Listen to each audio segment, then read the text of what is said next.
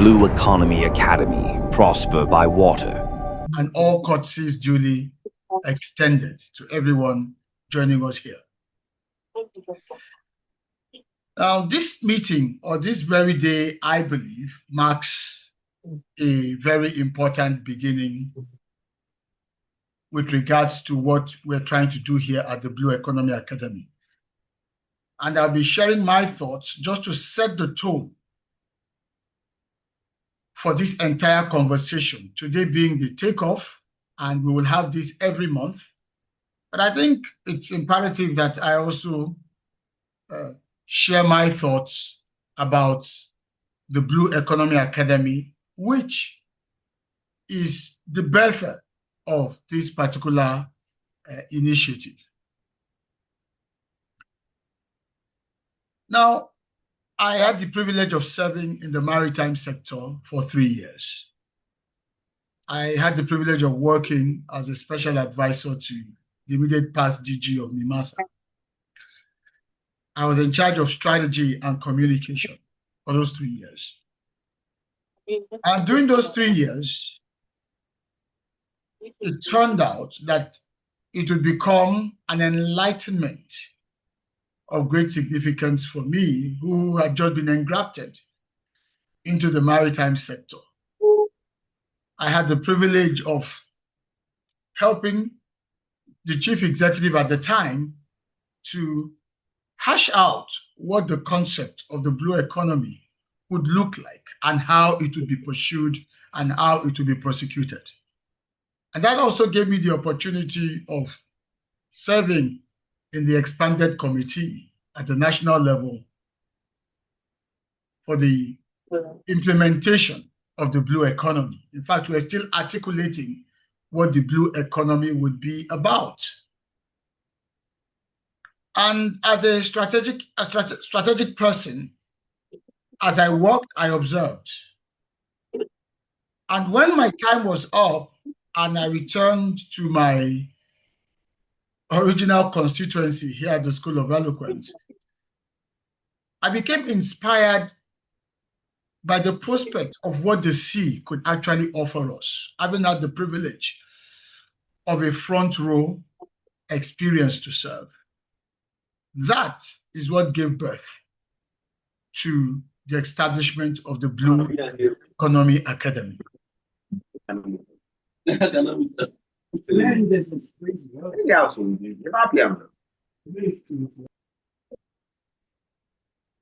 That is what gave birth to the Blue Economy today.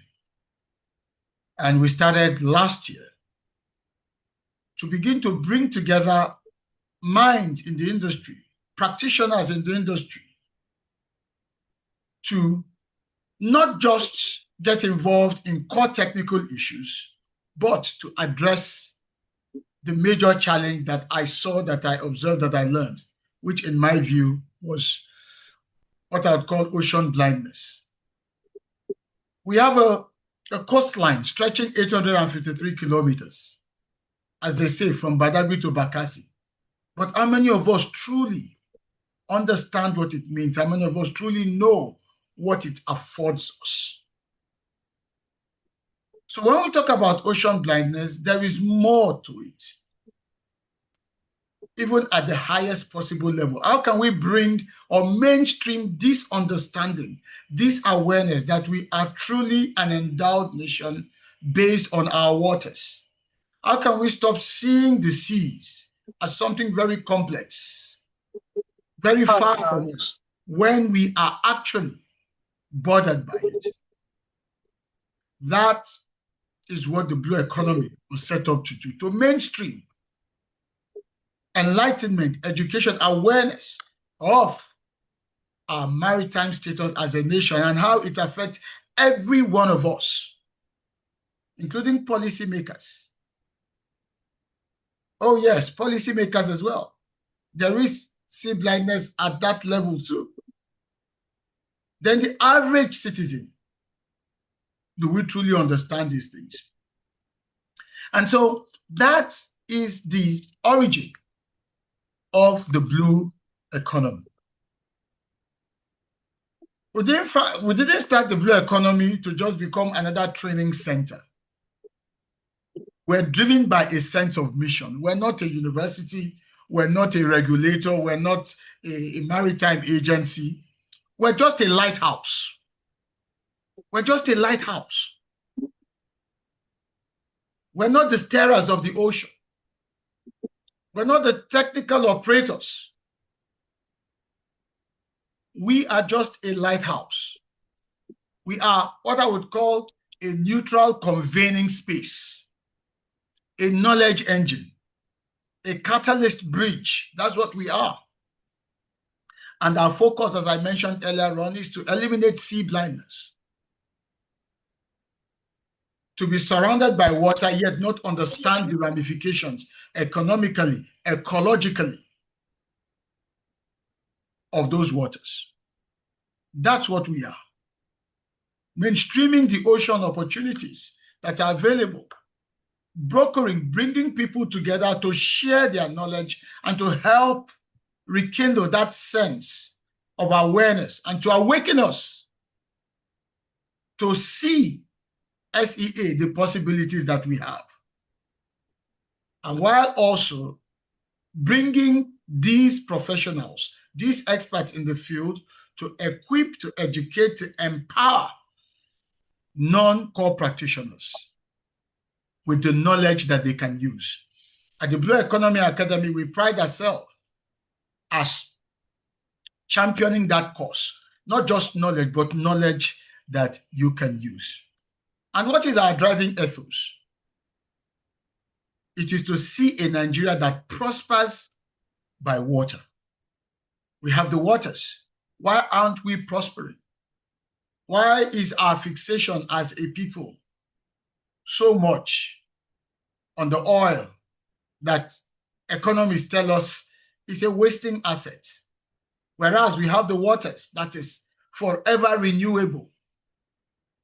Why can't we see this and understand this? Why can't the people along the coast see much more about their waters rather than see themselves as purely being described as riverine communities where nothing works there? So being a communications person and with my background in strategy, this nexus was what informed the establishment of the Blue Economy Academy. Someone asked me, so how do you describe yourself? I said, well, we're like a Lagos business school that is colored in blue, if I can put it that way. We are emphasizing industry-centric, solution-focused, and non-academic learning engagement. We're not here to focus on the academics. If at the end of this first gathering of Code Blue, some of us can leave this experience with a sense of immediacy to venture into any blue enterprise, whether it's going to be fisheries or environmental cleanup, whatever it might be, anything related to our seas, or in terms of manpower development, whatever it might be, even at a startup level. If that is what this achieves, then we have played our part. That's what we are. We're not in contention or in competition with any core marine entity out there. We just want to be a bridge so that consistently we interface with the knowers and the doers in order to bring in more people on board, more sea illiterates, into the understanding of what we have and who we are. So we are about capacity, credibility, and conversations. Now, for those who think that we've spoken enough or we've taught enough, it is to encourage them to say, not necessarily the more we have robust conversations about these critical issues, the better it leads to the inspiration and the motivation that we need to act. We must act. For some of us, we are just going to be like the voice of one crying not in the wilderness now, but in the middle of the ocean, crying, saying, look, prepare the way of our waters. We can do something. A lot of our young people out there that have left school can be educated and be inspired by the prospect in our waters. Our water should not be so detached from what it offers us, both at the coast and, of course, within the country, because everything blue thrives on our waters. And that's why, with time, as we interact in this forum, or these various forums that we will have, we'll get to tell you more about the 10 key inclusion buckets of the Blue Economy Academy, which we champion, from blue commerce and blue talent right up to blue capital and blue governance. So this is just to give you a sense of what the Blue Economy Academy is about. We are here to just mainstream awareness about the blue economy and to encourage greater, wider, and deeper participation, because I have never seen an economy or a sector that is so nexused that other sectors can practically link into it, as I've seen with regards to the blue economy. And so we come to today's event, which is Code Blue. What is Code Blue?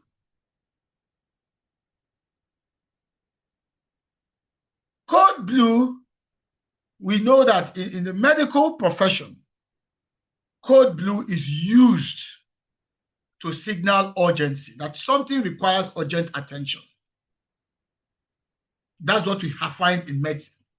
But for us here at the Blue Economy Academy, our own version of Code Blue, in our own context, is the urgent call to resuscitate attention, to awaken consciousness, and ignite strategic focus on Nigeria's ocean frontier. So, but this is not something to stir panic, far from it, but it is with a sense of purpose.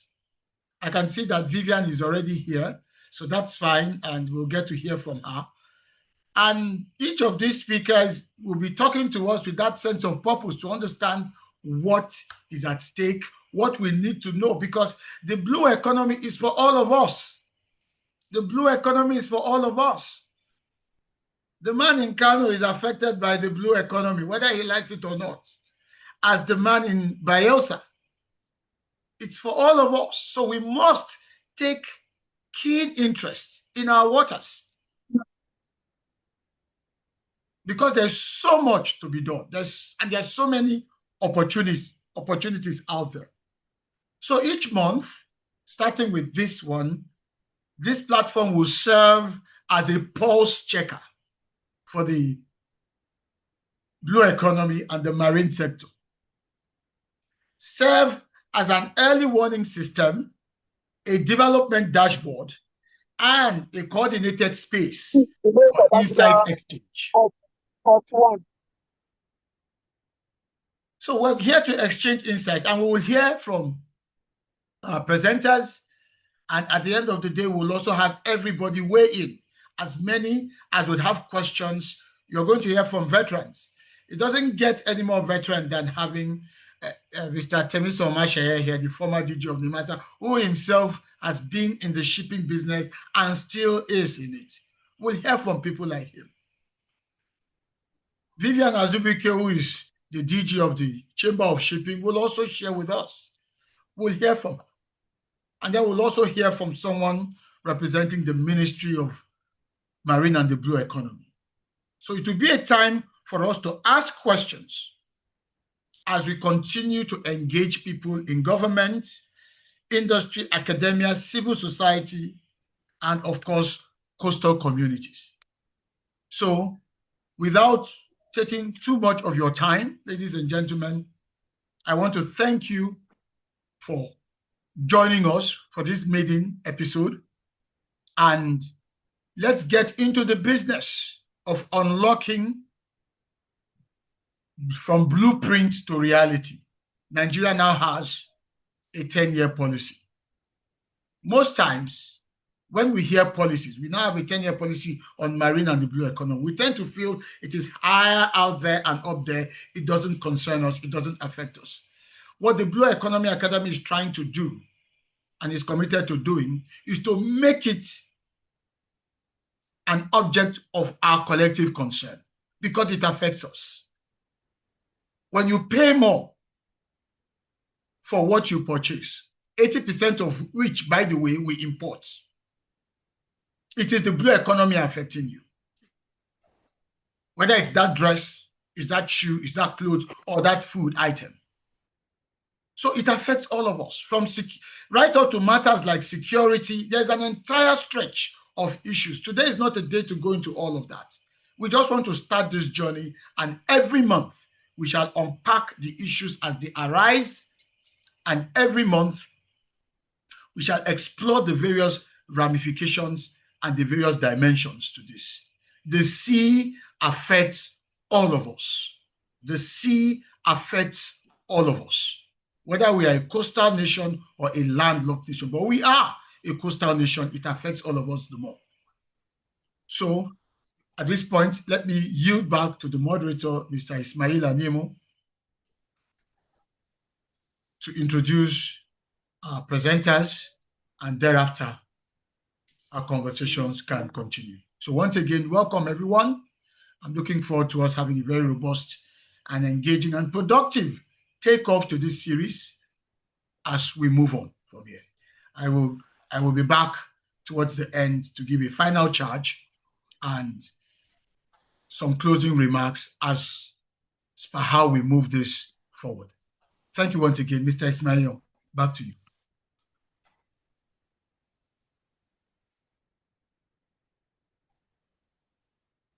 Yes. Thank you. I hope I'm live on air. Yes. Can anybody hear me? Good. Yes, we can hear you. Good. It's a voice crying in the middle of the ocean. From what the founder of Blue Economy just explained to us. It's not the medical code blue that we used to know. We have with us a 145-page document, which is our policy, which is bigger than the African Maritime Transport Charter that is barely 40 pages. So ours is even self-explanatory and deeper. And for us to explore these 50 editions of Code Blue may not even be enough. So we just have to keep going. This shows that we have plenty work on our hands, and we need to do more to help Nigeria and Nigerians to harvest the good available to them in their waters. We have with us the former DG NIMASA, Barrister Timisan Omaseye, who is, I don't know how to describe him in this field because he's more of a maritime person. I don't know what name, whether an expert, an administrator, an investor, a ship owner. Barrister Omaseye is many things rolled in one piece in the maritime industry, and we are glad to have him here. We also have Madam Vivian Chemeze Azubike, the DG of the Nigerian Chamber of Shipping, and Madam Violet Williams, who is also a promoter of Catch Them Young in the blue economy space. We have a whole lot of persons here, and we are getting them to make presentations as we move forward. On this note, I want to call on the former DG NIMASA to give us an insight into how best he thinks we can maximize this new document before us. I mean, the 10-year policy on marine and blue economy.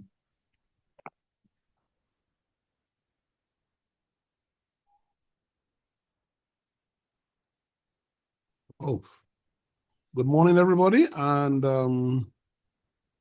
well, first of all, I'd like to just take the opportunity to thank Mr. Ubong and all of you for taking your time out this morning to listen in.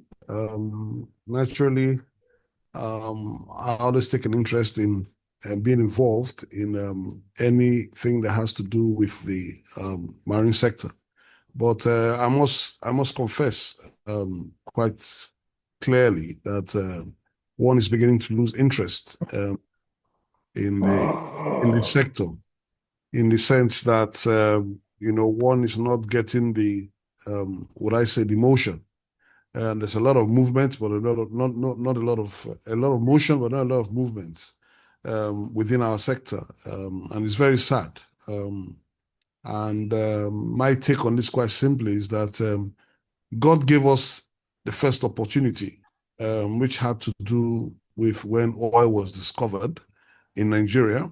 And in so giving us the opportunity, He also gave us the oceans as well. And unfortunately, as we were not in a position to take advantage of using the business opportunities that was very much available to us in the marine space. God has now given us a second opportunity. And I do not know how we're going to move on that, but my feeler is that I'm not very comfortable with the direction we're going right now. We do a lot of talking, but we don't put a lot of things on the table. And when I talk about the second opportunity which we have right now, is based on the the situation we're faced with ourselves where it comes to petroleum products. That's the likes of Dangote and other refineries which are coming up on steam. As you may be aware, Nigeria will become a very net exporter of petroleum products, whether petroleum products or whether it becomes dry cargo when it relates to fertilizer or any other. And also LNG gas. LNG gas is also going to be, I mean, with the direction we see things moving and the eyes that are now facing Nigeria as a country, it's quite clear that Nigeria will be a center of activity, in addition to the African Free Trade Agreement, which is also very much operational. But it's highly unfortunate that you have Dangote right now, who already has exported 1 million tons of petroleum products, and we ask ourselves on what vessels. And my understanding is that he's already using Angolan flag vessels to move his cargoes and other vessels. And look, the bottom line for shipping is that a ship owner does not have 3 heads, does not have 4 heads. And taking back to my own history, yes, I am a maritime lawyer by training. Of course, I'm an LLM in maritime law from the London School of Economics. I was a ship owner. Actually, as a matter of fact, I operated in the oil and gas space, where I had provided supply vessels and anchor handling vessels to the likes of Chevron, ExxonMobil, and the rest, and provided labor services. So basically, my experience was there. So I had that experience in that area. Then, of course, coming in to become naturally DG of NIMASA, where I got a first-hand understanding of maritime administration and also kept on understanding it better.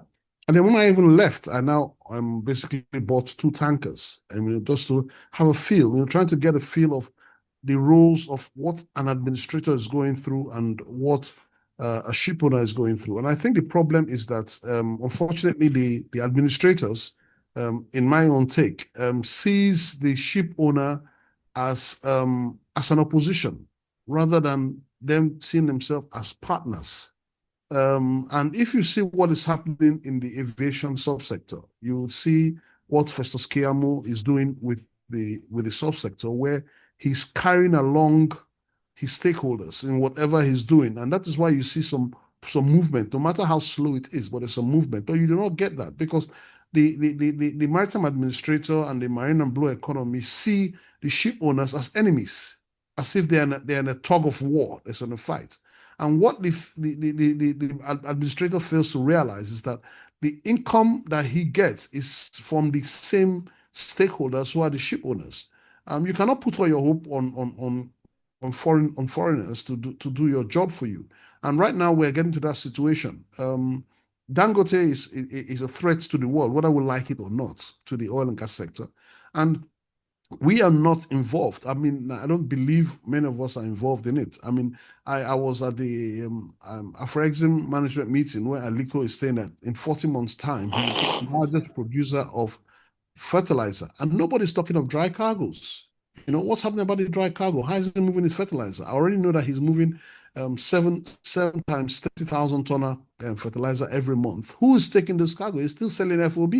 So we are back to square one. We are still selling FOB.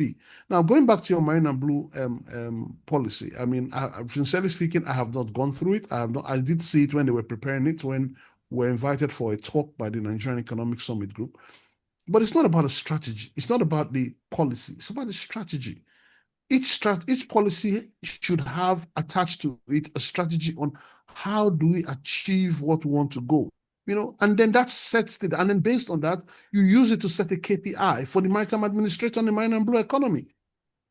I mean, the policy is there, and the policy, I don't know. I mean, I don't know. They said they shared it. I'm not aware of it. I mean, I wasn't at any forum where that was done. But the bottom line, quite simply, is that we must put our maritime administrator and our marine and blue economy on their toes. Once you have approved a policy like this, you must have a strategy. And on the back of that strategy, you have a KPI. Those were all the things that should have been approved by the Federal Executive Council, not just the policy. Look, Nigeria has some of the best policy. We have the first rolling plan, second rolling plan, third rolling plan, Vision 2020. They're all sitting out there. But there was no strategy or KPI on achieving this thing. And that's why they have gathering dust wherever they are. So, well, I don't know how you want to achieve this, but basically the bottom line, quite simply, is that whatever policy has been put in place, I can tell you for sure it's in-depth, it's well read and whatever. But if we do not have a line of path, a path to follow to achieve the strategy, it do not work. Already things are happening in the marine space. Things are seriously going on. And how much are we involved? We're still having talks, but how much are we involved? I may not have the money now, but if there's a business line and a Dangote can wake up and say, oh, Mr. Mashe, we or Mr. Ubong Essien or Ismail or whatever the case may be, and say, look, our strategy for the next 10 years is A, B, C, D, E, F. We're going to be moving so and so amount of cargo because be rest assured, Dangote that built that refinery has a 15-year plan. Okay, it's not going to close that in 5 years' time. And he knows exactly how much cargo is going to be moved out. Now, what he's supposed to do is to call ship owners and say, look, this is my plan, and these are the kind of vessels I'm going to be requiring, so that ship owners can take that as a part of their own business plan and feasibility study and strategy to whatever. Now, that is only on one side of the shipping, on the assets. On the human capital, we have trained so much on the NSDP. I remember I sent the first set of people for NSDP, but we cannot get certificate of competence. This is another area where we should be doing exporting of our people. So let me not take up too much of my time because I believe there are more people who are going to be speaking. But these are the areas: maritime infrastructure. Now, Dangote is building major ports in Ogun State. Okay, what is his strategy? What is his plan? What is he trying to get at? Nobody's talking to him. I know he's already put in his application; it's being granted. But we are part of it. These are the major infrastructure development. BOA is coming on stream. Another guy just applied to build in Ogun State. They're going to build another 500,000 barrels a day refinery. I hear that the Ogun State government is already tied up with an agreement to build the biggest fertilizer plant. We are not going to eat those things. Those things must be exported. And how are they going to be exported? Only by ships. Where are we on this? So these are the questions we need to ask ourselves. So Ishmael, let me just let you go back and then you guys can continue later. Thank you very much. I appreciate this. Thank you.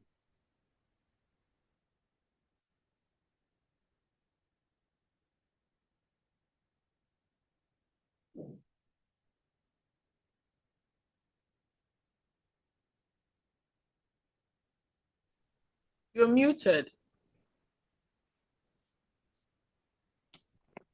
Okay.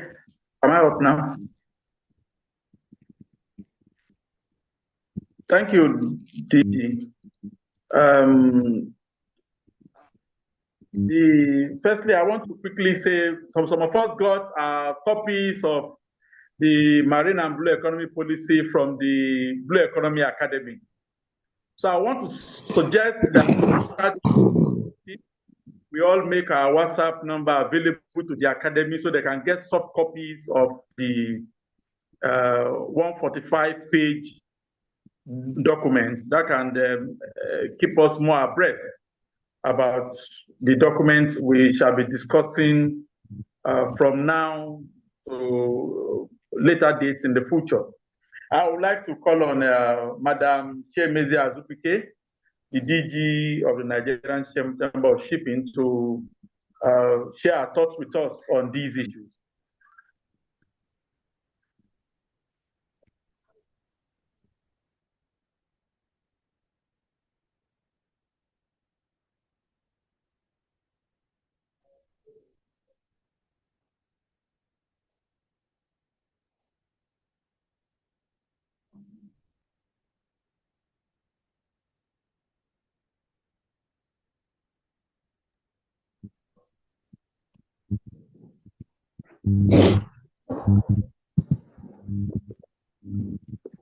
If the DG of the Chamber of Shipping is not ready, can we have Madam Violet Williams?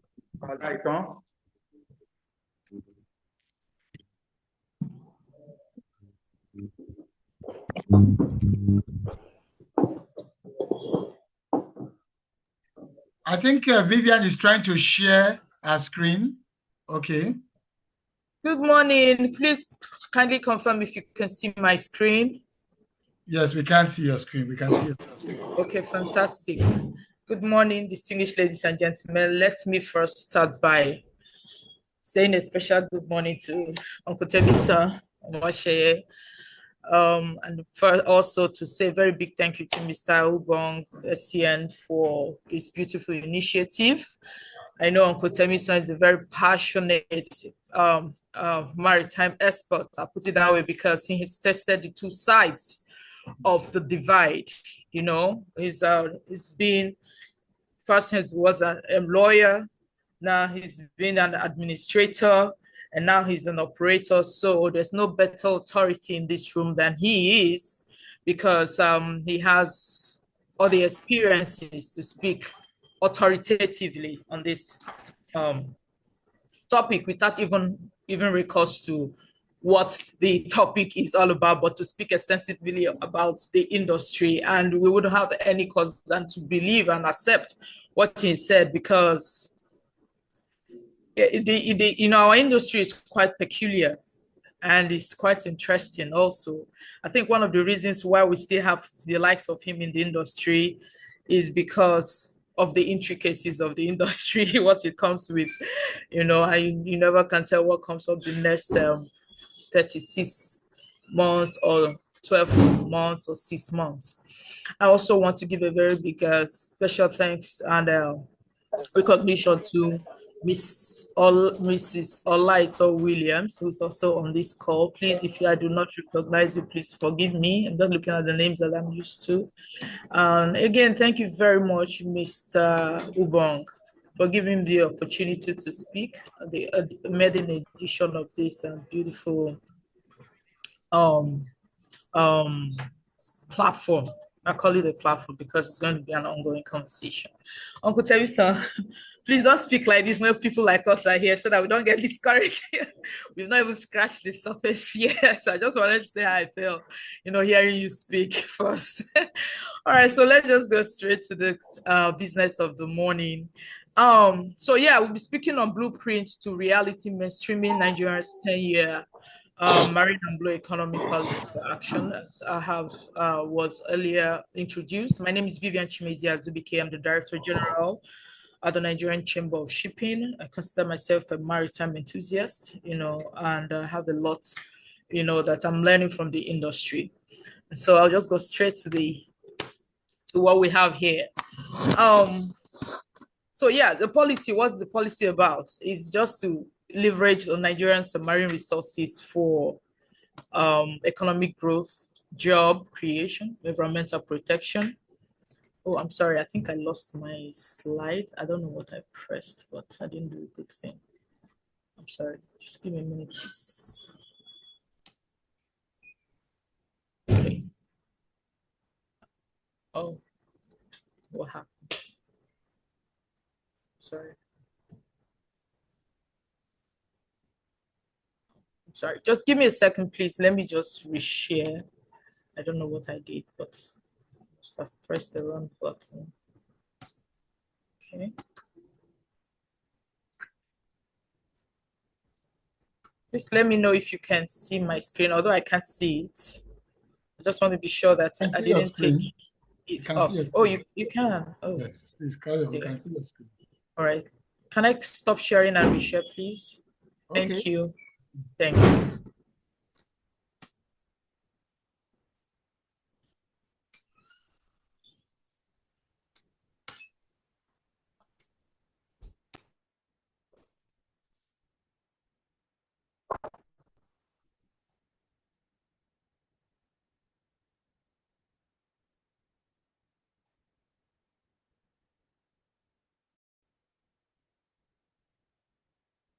Okay. So kindly confirm if you can see my screen now, yes? Okay. I think, let me use this.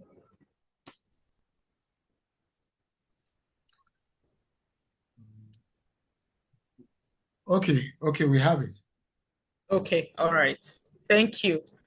Okay, so it seeks to leverage. I mean, we know what it's all about. I didn't bother talking about the potentials. We've heard it over and again. We know what we have, our potentials, as a maritime nation. But like I always say to people, I don't think we have optimized our status as a maritime nation. I think the thing is that sometimes we even forget. We don't, most of our activities, except in the last few years, barely 2 years, that we recognize that we do have a lot that the industry can give us. So the policy is just to, if it emphasizes on the sustainable development across maritime transport, fisheries, tourism, offshore energy, waste management, biotechnology, and climate resilience. So the key pillars are identified and that are practicable, that need practicable action, and marine spatial planning and ocean governance. You see, one of the things that is very critical, I feel, is that we need to actually, until we realize and then own our position as a maritime nation, we will not even consider ocean governance and marine spatial planning. This is very, very important. We need to understand what our marine environment entails, aside from, speaking from the operator's point of view, aside from shipping, which is maritime transport as a core, we should also be looking at our biodiversity. We know about the seabed and all that. So marine tourism and coastal economy, energy and marine biotechnology, fisheries and aquaculture, maritime transport and port development. I've said this earlier. Now, marine tourism and coastal economy, let me just spend a few minutes discussing these particular key pillars. Marine tourism and coastal economy, there's a lot. We have a lot of coastal states, and we have not really optimized what we have within these coastal areas. One for sure is the way we treat our water bodies. We have not even recognized the importance of the grassroots, the pockets, that's the small the communities that make up this marine tourism. I took a visit to Ghana not too long ago, and one of the things I noticed is the way that they treat their waters, because I went to the coastal areas. I can tell you for free that, I mean, I've not really traveled so much, but I knew that I was impressed by what I saw. The water was very clean, and we still had a lot of artisanal farming, fishing, and a lot of people within that coastal area. So there is this consciousness that they have to protect their marine environment. So the water is clean, they are fishing by the side, and there's food. There was fresh food everywhere. I felt like spending like 2 weeks at least there so that I can eat fresh food instead of frozen fish, and I saw that there was a consciousness from the local communities as to how to treat their, their marine environment. It was very clean. I didn't see litters on the floor. I didn't see all that. So it all starts from the grassroots. So these conversations that we're having, aside from speaking at the boardrooms and speaking at executive functions and meetings, it's important that we put this consciousness, because this all starts from the grassroots. This development starts from the very beginning of the resources, or the resource where the resources are or embedded. So it's very important. Energy and marine biotechnology. I had an opportunity to quickly look at the 145-page document, and one of the things that I saw that I thought that wasn't interesting or impressive was the desire to build ports everywhere. Like, what do we need all these ports for? I would rather we have a good hydrographic arrangement with the Nigerian Navy, whichever agency is responsible for that, and have good dredging across the coastal areas, or what I considered. I said, let's put in my mind, I'm thinking it's very important that it's more important for us to look at the safety and the navigability potentials of our coastal areas, our inland waterways, and pay less attention to building ports everywhere. What are the ports that we have? How functional are these ports? So they are all there as infrastructure, but rather than being productive or being profitable for the very essence that we are established, they are there consuming money, so they are more like or what we call greenwashing. They're not doing anything for us. So we need to be strategic about how we want to put up our the infrastructure so that they become profitable for us. So I feel that we need to have more navigable canals. I said canals, more emphasis on the inland waterways, and see that they become profitable for us. I think it was the news last week that there was a barge that sank, that had good containers that were sank. So this thing goes back to what are the major work that we should be doing, the foundation of which we should build our infrastructure. So energy and the marine biotechnology, we look at schools. Sometimes I meet students from School of Fisheries and Oceanography, and some of them want to be seafarers. So is the school built for seafaring, or is it built for developing the capacity for fishery and aquaculture? So we need to look at these and make sure that the curriculum that we have in institutions such as this are quite relative to the future of the Nigerian marine and blue economy. And we should also look at the energy and marine biotechnology. We should look at developing research areas, and build capacity around it. Fisheries and aquaculture has talked about that. Marine transport and port development, this one is huge. Most of us here are all playing at this particular field, because when we talk about port development, infrastructure, operationability of our ports, and making our ports attractive for businesses, I don't think we are there yet. We still do not have, we have not reached, and I know Nigerian port has made it to the first 100 in Africa yet, around the world yet, and that's a far cry to what we want to see as a maritime nation. So I'll move quickly. Cross-cutting implementation needs, I think. So I just put this under 3 segments: components, actionable steps, and responsible entity. So legal and regulatory framework reforms. We need to harmonize our laws. There's a lot around. There's a lot of pockets and laws and acts and regulatory instruments. We need to put them together, especially because the marine and blue economy is relatively new, and it was born out of another existing ministry.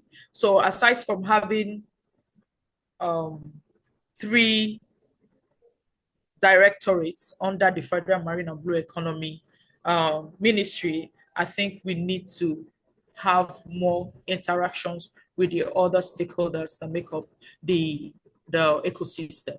Funding and investments. I think we should have something like an economy investment fund. And when I was reading the document, I saw a lot of emphasis on private sector investments. Honestly, the private sector needs more support from the government And each time they say private sector investments, I know that they're asking the private sector to invest. But then I think to myself, when we have these funds that are coming from the operators, what are they using these funds for? Are we actually mainstreaming these funds into development of the marine and blue economy as it's supposed to be? The institutional coordinations, we need to have a National Blue Economy Implementation Council. I know that there was a strong authority, that's Captain Ibubo, who said something about giving the minister I think he used the word coordinating minister for the marine and blue economy. I honestly feel that the marine and blue economy is quite huge. It's a big responsibility, and that if we could have councils from different that's made up of different stakeholders, critical stakeholders, that might be of a big step to direction. And just like taking a leaf from what Uncle Temiso has said, I think which is the challenge we have basically is the implementation of these beautiful ideas. Because when we're having these meetings, they call these likes and they call us to these rooms and we speak, and then we present these beautiful papers and then instruments and documents, but the implementation and the governance is where the problem is. And so I think it's very important that we start looking at how to mainstream all these beautiful ideas and ensure that we take advantage and optimize the very existence of these beautiful documents. So capacity building, leadership development. So these are my ideas. I mean, it's something that is subject to debate. Then data monitoring and evaluation. Honestly, we can't even build a future of the marine and blue economy without having data. We have making critical decisions and drawing information from what we have. That same visit to Ghana, I was listening to the local news, and they said that the Minister for Fisheries had asked that they should stop fishing for a period of time, and that is so that they can have the marine resources reevaluate itself. Like I tell people, like I have a background in science, I tell people that the way nature is created, like all these things we see, it is made to rejuvenate itself. That's how God created the earth. So that's why you can leave a land fallow for some time, go back, and it becomes more fruitful. You can now plant and get the best out of that land. So those are the things. So we have a lot of challenges around the aquaculture, the fisheries, and I think we should look at how we can optimize and take advantage of what we have and do the right thing about it. So I put timelines here. I will just pass them because these might not be feasible for us, but I feel that some of the actions we should take would include establish implementation council aligned by what the policy is all about. Pilot port digitization. We still have problems with operations at the port areas. I mean, I know I have friends who are also in the in the logistics industry, freight forwarding, and they do have. I mean, the ETO was supposed to be a beautiful idea that's supposed to help you, have a seamless process into getting to the port and taking your goods. But then you see that it's very, very difficult because you need to even pay to get a slot. I mean, we should be past that. We can't continue like that. The truth is that we can no longer hide the fact that we have said so much. We are very good at putting up a very good outlook, but when it comes to the nitty-gritties and the details, we need to step it up. And let's not be deceived. Our competitors, the other countries around us, our neighboring countries, those that used to give us respect in the in 2015, 30 years ago, they no longer have that feeling about how we stand as a maritime nation, because they see these lapses, they see these lags, and also our businesses are taken to this country. So it's just an indication that you're not doing something right in your own country. So we can't continue to live within this facade that we're a maritime nation, but we need to start putting, really our our mouth where our, how do they say it, our talk, or mouth where our talk is, our mouth is. All right, so begin tourism zones, blue energy pilots, these are the details. Then roll out marine innovation hubs, enforcement of marine zoning, EEZ. Governance is very important.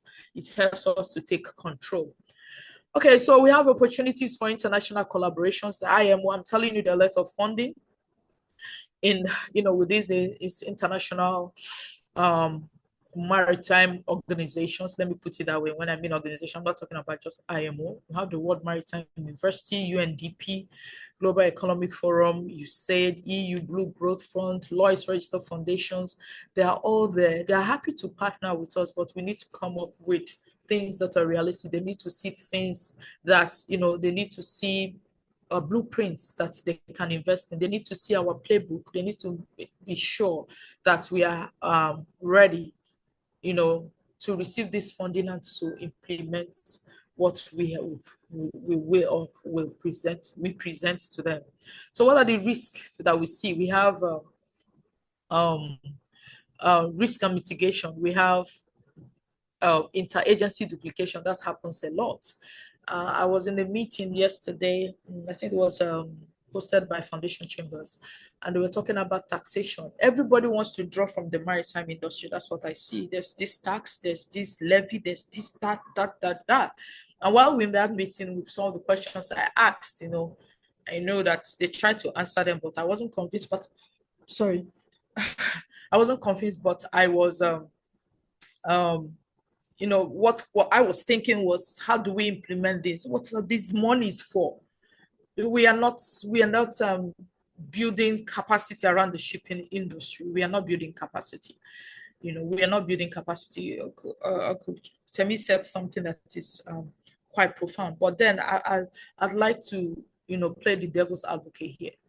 I mean, if Dangote has seen these lapses and he's a businessman, I think every business person looks at the opportunities, and that's then the plug-in. I think that's what Dangote is doing. And so just like he has said, he's mentioned something of concern. What conversations are we having, in ensuring that everybody is involved, that the stakeholders, that the ship owners are involved in this ecosystem, these businesses? And why do we not have the right ships for Dangote? Why? What is happening with the CVFF? I see there's a lot of excitement that, okay, these funds will be given out. And then they come back and you're hearing things as to how do we assess them? We've had stakeholders meetings and so forth. What are the practicabilities of assessing these funds?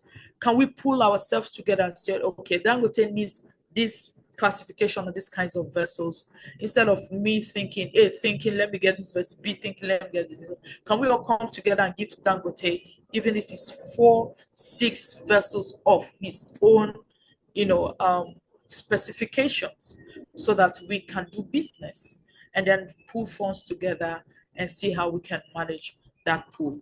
So it's very important that we look at the strategies of how to plug in so that we can get the best of the businesses. Lack of political will. I want to give it to the our Honorable Minister, that he has expressed a lot of will. And I think that the presidency also has expressed a lot of will, and I think for the first time in a long time, we're having this conversation. It shows that yes, there's political will. He sits at meetings to the end. For me, that's a plus. I think there's but then I feel that it's this will, this political, this show of encouragement has to be met with legislative backings, So I think there's a lot that will be happening within that space of reviewing our laws, and our acts, and see how we can mainstream them into the current realities of the industry. Funding gaps.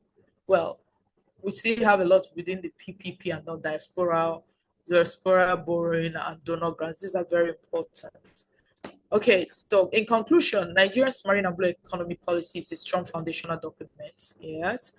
However, its success depends on clear institutional leadership, private sector participation, and consideration. I put the word consideration because most of our policies, I feel that most of them are channeled towards generating funds. And that's why it is all what makes the headline every week in our news, the maritime news.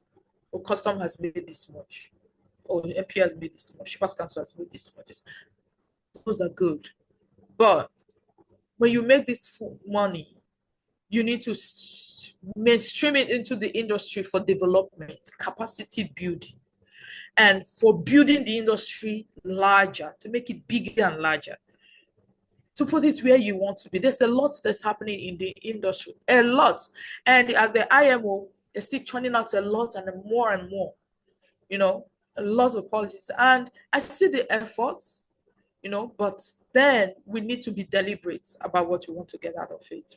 We need to be very deliberate about it because there's a lot of excitement and clamor for us to go back to IMO City, which is beautiful. That is our place. That's where we ought to be. The details we need to take care of. A results-based, inclusive, and data-driven execution framework. A results-based. And these results come with timelines. They come with KPIs, just like Uncle Temi has said. It has to be all-inclusive, data-driven execution framework, as proposed above, will ensure the policy becomes a transformational tool for national development, job creation, and environmental sustainability. There's a lot of conversations around environmental sustainability, biodiversity management, biodiversity sustainability, because everything about the marine environment is about important. It's very important that we sustain them. And then again, I want to really emphasize again, it's not about building ports all over. We need to be strategic. Dangote is building a port because it's strategic. Why? There's going to be fertilizer refinery, or what was it called? Plantation. I'm sorry. There's going to be a fertilizer industry. Okay. And there's a lot that's happening in our industry. We still have a problem with our logistics and supply chain. We still have a problem with that. It's very, very important that we maximize our multimodality system of transportation. We can't be talking about carrying, barges sinking all the time. Something is not right about our inland waterways. Something is not right.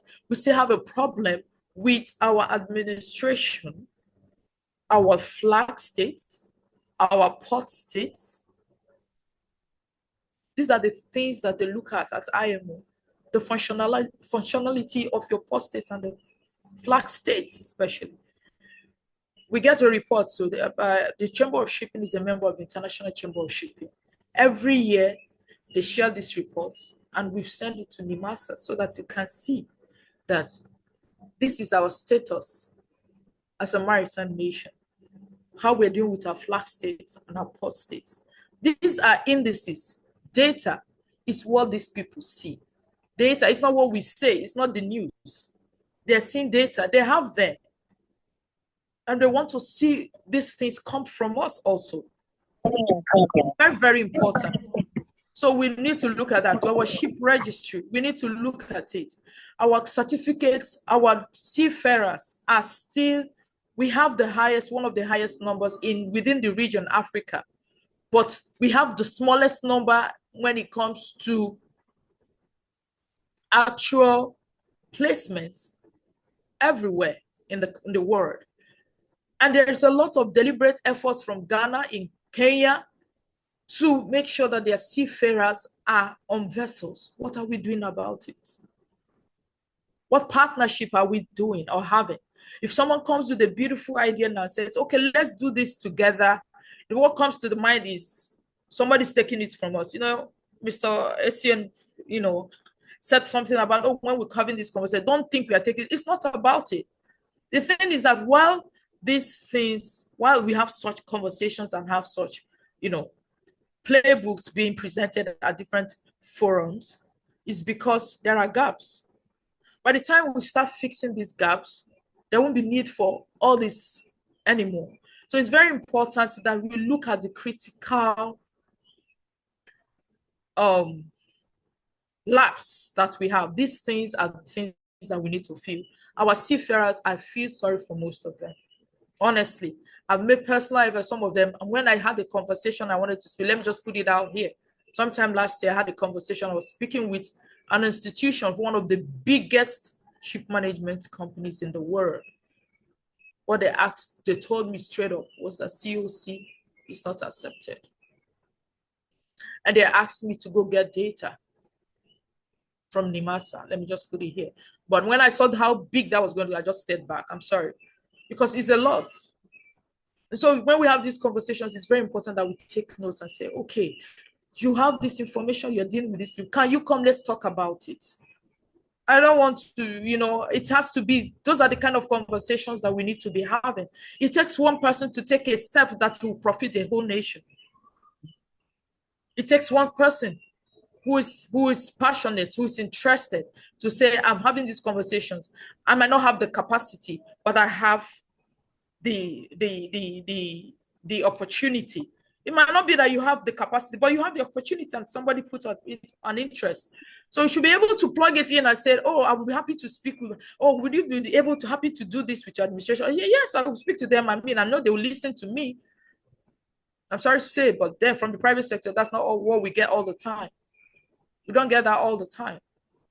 So it's very, very important that we look at these things. These are real issues. And I thank you again so very much for the opportunity to speak. Thank you very much. I'll use the mic now.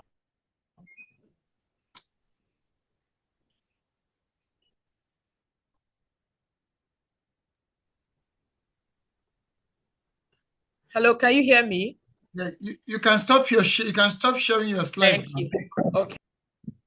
Yes. Thank you very much. That was a very rich one, urging us to be more strategic with establishment of more ports. I think the last time I checked, we still have plan to create additional 9. And we also need to encourage the private sector to do more. Thank you, Vivian Azubike, for that one. It's highly appreciated. I want to announce that we are going to have something that looks like a town hall session where every participant in this meeting can indicate to speak. So when you want to speak, just indicate by raise of the hand, and we'll allow you to speak. Before that, I want to call on Madam Williams or Laiton to address us on issues relating to the marine and blue economy too. Hello, good morning, moderator. Good morning, Mr. Ubong. Thanks for this beautiful initiative. Hello, can you hear me? Yes, please go on. We can hear you. Okay. As I speak with you, I'm in Abuja. I've been in Abuja since yesterday. And in the last 5 years, what I've been pushing for is to have maritime education right from primary school. Because if a child in Port Harcourt and in Kirikiri does not know the color of water, then we have a problem for sustainability. There's no succession planning. And if a child in Lekki will tell you that the water is blue, how do you relate to that when you talk of maritime education? But you see, we need to push all these dredging of Niger, dredging of water, dredging of this, they are fine. But where is the succession planning? I want you to know that 3/4 of those in the maritime industry today got in there by accident. So if we don't start from the grassroots, then I'm sorry to say, it will be an oblivion.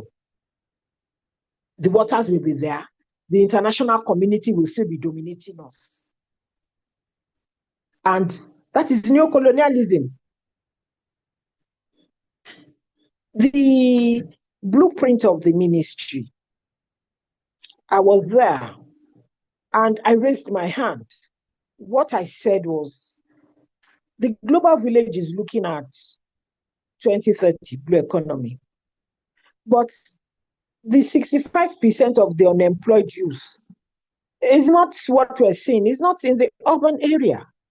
It's in the coastal areas where we have untapped maritime careers and the students. If you go to the coastal areas, you will see swimmers, retired Admiral Pobeni. He got an interview last week that I read. He was complaining about the death of divers. And we have them in the coastal communities. Why can't we be intentional in having vocational skills, maritime vocational skills in coastal communities? Mind you, when we talk of piracy, it starts from the communities. When the communities are not preoccupied, they start by stealing and they graduate to pirates and they run back to that same community. So we have to catch them young. We have to be intentional about maritime business. Now, I've spoken about two things: coastal community, catch them young. The third one I want to talk about, because I'm into logistics. Now, Odogu meant well, but we still have the problem. I would have loved the customs people to be on this platform today for them to see. We're not talking about revenue generation alone. That money, where should it be? It should be plowed back to the industry. Fourthly, we talk about job creation. We talk about shipyards. But I'm of the opinion that we don't need foreign ships if we're sincere. An example of Mikano. Mikano does not build generators. Mikano buys parts and assemble. It is high time the CVFF funds should be part of it. We have these master mariners that can build vessels for us. Let us go Singapore, Korea. Let us buy parts and assemble in Nigeria for our seafarers. And we have made in Nigeria ships. That is my own opinion. I may be wrong. But if we want to create jobs, I think that's the best way, if we have the shipyards. All these things boils down to sustainability. If we want to tell ourselves the truth today, I just think that semantics is too much. We need action. And I think maybe with this one, we'll be able to get the right direction. There should be a sustainability office in that marine and blue economy. Because, it's a new ministry. I give it to the minister. He's not an industry person. He's trying. But be that as it may, there's room for improvement, but not to 4 years. 2 years is enough. So, Mr. Obong, you started a good job. Please, I know you are close to the powers that be. Maybe with that, action will start. Thank you. Thank you. Thank you so much.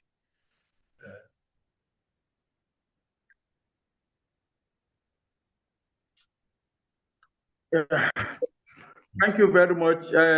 Madam Olaiton, you are also close to the power that be. I recall you also served in the Expanded Partnership Committee on Blue Economy. So you and Mr. Obong served that committee. So you You served and I, economy. sat in that committee. Ismail, you are missing to mention yourself. You're missing from that list. Don't mind him. Don't mind him. Well, I So think that collectively, we have to form that collective voice. I thought I was a voice of one crying in the middle of the Atlantic, but I think that my big brother, Mr. Temiso Mashaye, has a louder voice. In fact, his voice is the one really doing the crying, really doing the crying. My voice is more like echoing. You know, it's the one really doing the crying because he's had it all across. He has a 360-degree appreciation of what we are grappling with here. As a lawyer, a maritime lawyer, as a former chief executive of a maritime administration agency, the apex regulator, NIMASA, and of course, as a ship owner, as a ship operator, he's had what I would call an all-round view of it. And you can also see that reflected in his passion. In his passion, he is very visceral about where we need to be, that we ought to be. So I think that as we carry on these conversations, I believe that we can begin to make some movement accordingly. Back to you, Ismail. Yeah. While we will open the floor for everybody online to participate, I also want to use this medium to maybe ask Barrister Mashaye to shed some light as to how best we can rehabilitate our degraded marine habitat and make wealth from waste. Talking about shipbreaking, removal of wrecks, and turning them to wealth for Nigeria, because we have wealth rusting away in the belly of our waters. And recycling is one business on tap. So how best can we maximize this?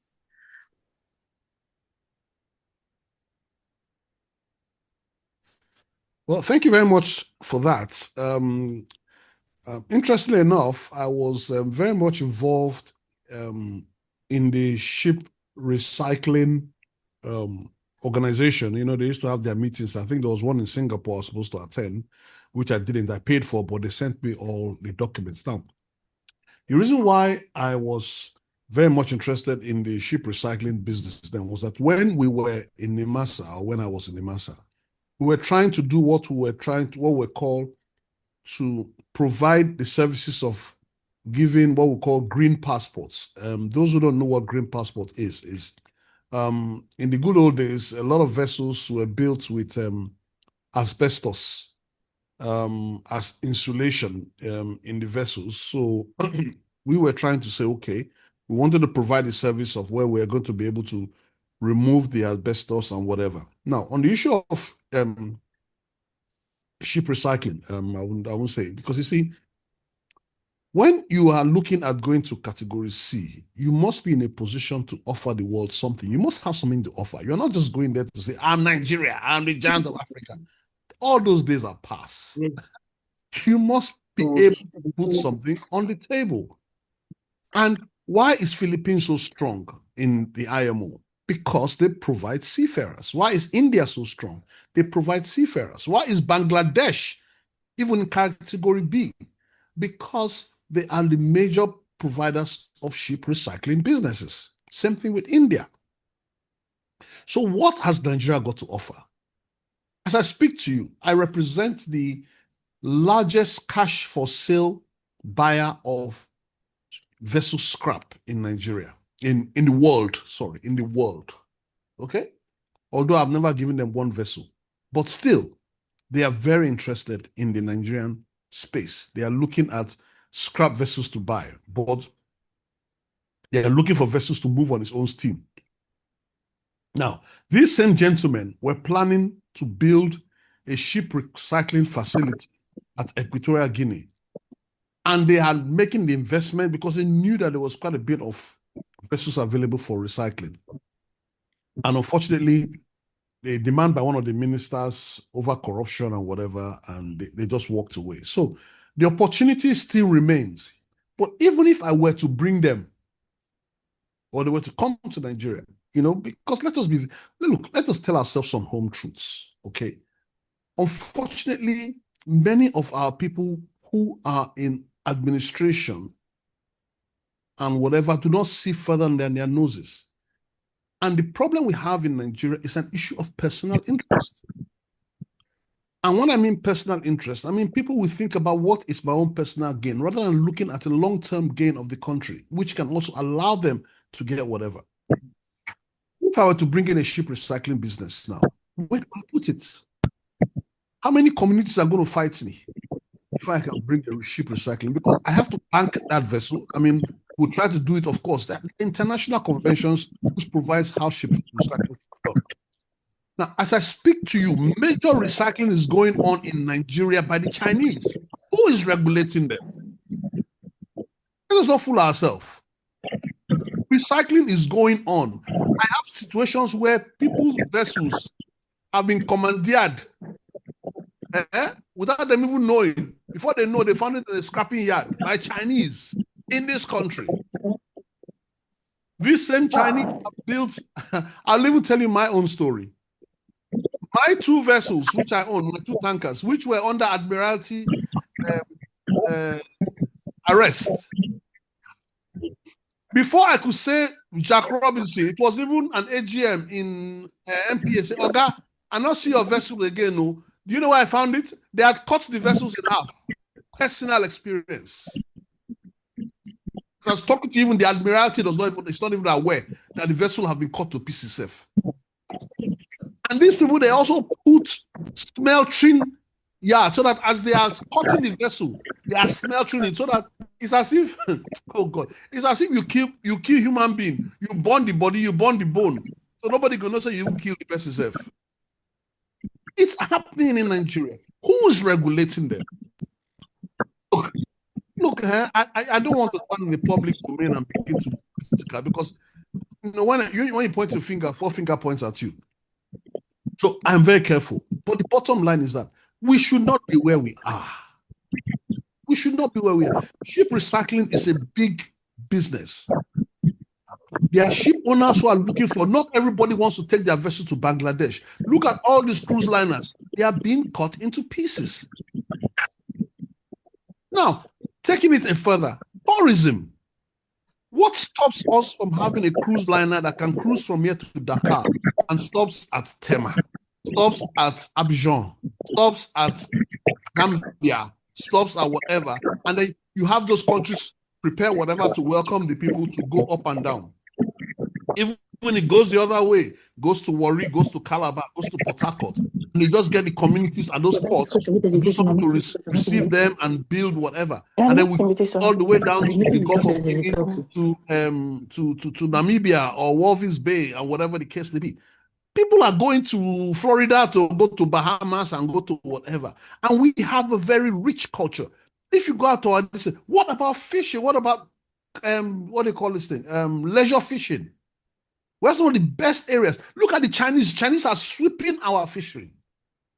They are messing our waters up. What are we doing? Everybody's talking about, look, it's not about the money now. We are importing fish, whereas the same fish is in our waters and being brought back to us. So when you talk about, going back to what Ishmael asked about, ship recycling is a major business. But does our regulator understand the impact of it? Do they attend the ship recycling, whatever? Do they identify the shipping development? Are they able to identify the business opportunities?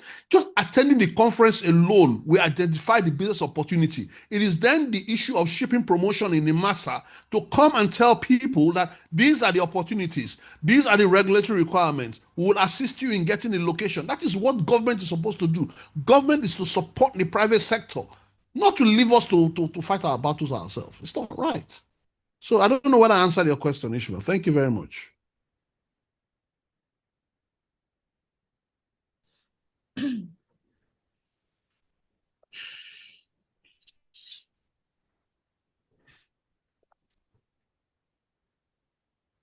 Moderator, are you still there? Everything has gone silent. I hope I didn't say anything to hit anybody below the belt. It's as if everybody seems to be a bit winded. I think it's Sorry about that. Apologies. But that's the essence. The role of this is a convening space for. That's the essence of Code Blue. Code Blue is not necessarily to be that alarmist, but at least to call attention to the sense of urgency to critical issues as we continue to go month on month. So we appreciate that, sir. Thank you very much. Ismail, back to you. Yes. Yes. Mr. Masaya, you did justice to the question. You even you scored an A there, if you permit me to grade you, sir. So, and just before you go on, I'm reading here, this is a Home Truth Academy. I think that's from Madam Violet Williams. Yes. So we need to hear some of these. So, like I said earlier, we are yielding the floor to other participants who have things to say, contributions to make. Just indicate by raising up your hand so that we can allow you also make your contribution to the issues being raised here. From what we explained earlier, we are doing an in-depth exploration into the recent marine and blue economy policy, and 50 editions of Code Blue may not be enough because the maritime industry itself is a roller coaster. So we are just starting and we just have to keep growing. So if you have contributions to make, the floor is open, and we expect you to indicate so that we can allow you.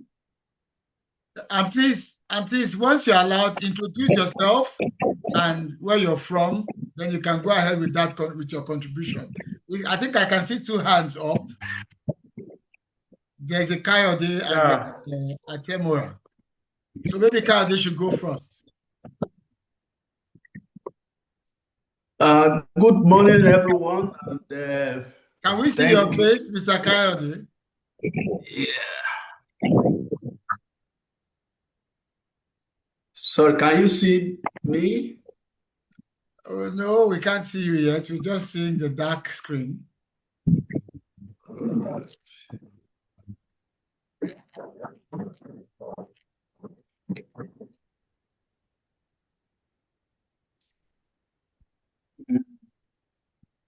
Yeah. Okay, I'll keep trying the video. I think something went wrong, but let me continue talking first. So, like I said, good morning, everyone. Good morning. Thank you to the organizers of this meeting. Thank you for inviting me. I just saw the invite in my email and I joined, registered to join and I joined. Let me first start by commending the first presenter, Madam Vivian. Thank you so much. Can you introduce yourself? Sorry, sir. Please, just for the record, Yeah. Okay, let me start with that. So, my name is Kayode Ajayoba. I'm a mariner. And let me say, I have been in the marine world for about 4 decades. I entered Oro precisely 40 years ago, and I have sailed. I started my sailing from the Nigerian National Shipping Line as a cadet, and from there to some other private. Of course, we all know the history about NNSL, and then we moved on to some private companies and international companies, and and then eventually I found myself joining Shell, and I worked in Shell, offshore terminals, and management and operations, logistics for about 20 years before I retired from Shell. Today, I work with Maritime Shipping Ocean Resources Limited, which is MSWA. It's a shipping company. It's an emerging shipping company, which was established by the famous engineer Greg Ogwefun. So I'm the head of technical and operations in that company. I'm happy to be here. First, to know that these kind of initiatives are, starting. I must be honest with myself. For about 20 years that I worked in Shell, I was sort of cut off from the maritime space because I was concentrating on the upstream side. But notwithstanding, something that really doesn't give me joy is to know that even after my 40 years of having been in this profession, we are still where we are today. But anyway, there's a joyful moment now that we have the Marine and Blue Economic Policy that is rolled out. I have looked through that policy as well, just like the presenter has analyzed initially. Mr. Omoshe, I'd like to, thank you and appreciate all your effort that you are making in this space. One thing I want to say here clearly is that most of these efforts we are putting as private people, as private entities, it's not easy. I mean, it hasn't been easy in the past, and I don't see how it's going to be easier for us to make headways without the regulatory body, which is NEMASA, the administrative, organization, without them being champions of this cause. I am more particular about manpower development. Most of these things we are saying today, IMO does not do this, they do not recognize, or the whole world does not recognize this and all that. I think in a way they border around the level of manpower that we present to the world. When people have talked about Philippines, they've talked about, I've sailed with quite a lot of these nationalities, and I know that it is not that they are too special in a way, but because of the support they have from their own base, these people, they are backed by their government.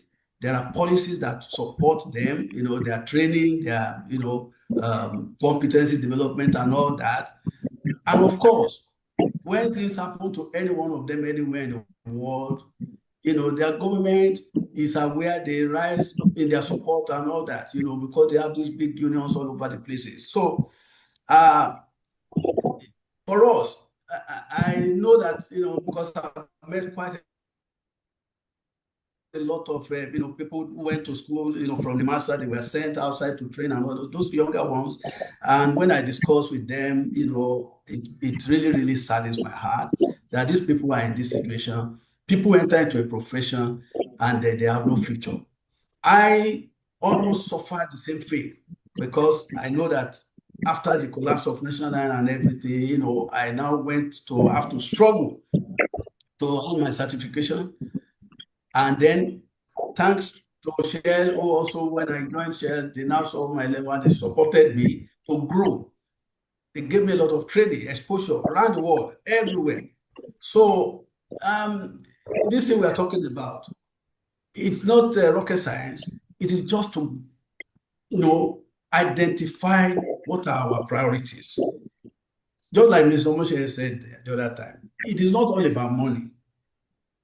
Money is good. We will make money. This blue economy is a very vast space where money is. But what are the fundamental things? We need to get people who are knowledgeable into this space. And how do we get them? We cannot depend on foreigners. We need to train our own people. The other madam that spoke the other time was talking about this community development and all that. Yes, let us find a framework. And maybe we are going to present to the master. I don't know how, Mr. Moshe, you can help us in this space and, every other person here. let us find a forum where we can meet with NEMASA to help them. They have struggled. I will use that word. They have struggled in area of training. To me, they have not accomplished much all these years. So how do we a forum with the master? How can we do this stakeholder engagement with them so that we can help them to find solutions how we are going to, because that is the basis of growing this marine and blue economy. To be honest with you, I think I would not want to take much of our time. There will be opportunities for us to continue this conversation, but that is a key area. We don't have the manpower. We cannot get anything, and NEMASA is our face with IMO and the rest of the global, the world bodies. So there's not much way.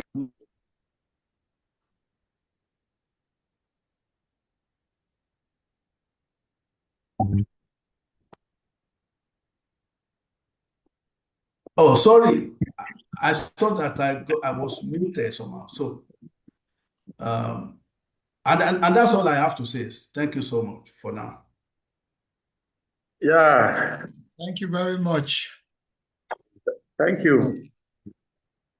That's a beautiful contribution from a mariner with 4 decades of experience. So some of us were not born as at when you started to sail. It's nice having you here. I think you also have to support Madam Violet or Lighton in the succession plan, because talking about seafarers and their COCs is about Nigeria's future. If aging seafarers are not replaced by Nigerians, our future will be bleak, where foreigners will have to dominate our scene and take over our jobs, like we're already complaining now. I think we've had a very beautiful and robust interaction. This is not our best. Can we take Captain Paul briefly? And I think there was a message from Mrs. Anne Akwiwood. Did she delete her message? It's as if she had something to say. We can give them a minute or two each. Okay. Okay. Good day, everyone. Good day. My name is Captain Paul Ojinta. I'm the Master Mariner. I've been a seafarer for almost 3 decades now, and I've sailed around the world. I've sailed all over the world already. I'm happy to be here, and I've listened to all the speakers, and they have all spoken well. But I just have one question for us. I'm also an active member of the Nigeria Association of Master Mariners, and also a member of the Company of Master Mariners Canada, Great Lake Division. So I just want to know how the money aspect, there's so much money to be made, so much money to be made. But if you're not connected to the powers that be, to the top, how does seafarers especially benefit from these activities that should be implemented by the Blue Economy Ministry? That's just my question. How do we key in? How do we benefit? Because seafarers, as you know, although these questions should have been addressed by the stakeholders, by the regulatory bodies too, but you're also a stakeholder in this quest. So please, how do we benefit as seafarers from this, as mariners, from this proposed venture by the ministry? Thank you. So can I take that for him? Yeah. Okay. Now, the way it's working right now, we have MLC, the MLC convention. Okay. And like I said, we have to speak truth to power. Okay. On the issue of the MLC convention, the international companies are really in compliance. When it comes to Nigeria, the problem we have, and I stand because I will criticize where I have to criticize, Nigerian ship owners are satanic when it comes to payment of salaries on time in line with the MLC. Okay? Now, what am I saying here? But then you cannot blame the Nigerian seafarers sometimes, because it's a problem whereby a Nigerian seafarer or a Nigerian ship owner does not have the money to buy some of these modern vessels that commands the high freight rates or high charter rates. So he buys substandard vessels, which at the end of the day does not command the kind of rates. So therefore, he's only able to pay the salary in line with his earning. Okay? So what needs to happen basically, and this is the issue of the assets. So the better the assets, the better rates you command. And truly, this is another area of enforcement again. This is where we'll go back again to the regulatory agency that requires to be in a position to ensure that is, because remember, NIMASA, you see, the processes are there. You have what they call these agents again, the people that the crew agents. Okay? Now, the crew agents are supposed to be acting not only on behalf of the Maritime Administration, ensuring that conventions are met, but also act on behalf of the crew to ensure that the salaries being paid are in line with the international conventions and salary structures. Okay? Now, what is happening is that a lot of people are bypassing crew agents, or the crew agents are not even living up to expectations. So these are the bottlenecks that the administration under maritime labor is supposed to cover. But sometimes the problem, like I said here now, which comes first, the chicken or the egg? You don't expect me to pay salaries for money I do not earn. And then you don't expect me to buy a brand new vessel when I am having difficulty in getting the contract to operate those vessels. Because also, everything ties in. If you're not enforcing cabotage and allowing Nigerians to bring in the vessels that meet the required international standards, then you cannot command those kind of rates. Look, oil companies, Nigeria is benchmark as a country, is benchmark with the Gulf of Guinea, the Gulf of Mexico. Sorry, or like Trump calls the Gulf of America. I don't know which one they call themselves now. But that is the benchmark. And those are the kind of vessels which are used in Nigeria. So effectively, the rates which are being commanded in the Gulf of Mexico are supposed to be the rates which are commanded in Nigeria. But go out there and do a comparative analysis, and you find out that in actual fact, these seafarers are getting peanuts. As a matter of fact, I believe that the seafarers are basically doing slave labor in Nigeria. Hence, it has a repercussion. You now get issue of cargo theft. You now get the issue of issues happening. You get unprofessionalism. You get high turnover of staff, thereby which now affects your safety record. So everything has an effect as you move down the line. And I think, I don't know whether that answers the questions for Captain. Thank you very much, my big brother, Mr. Omasheye. Always so much to gain from your thoughts. I think one of the good things, and we still have 3 more persons who've raised their hands, we'll hear from them. These conversations are going to help us in shaping subsequent Code Blue events, because it's about what are the issues, and we're going to rank them in order of urgency, in order of ramifications, so that every month we're able to move across the various diverse, quite expansive dimensions of our oceans and our seas and our maritime space.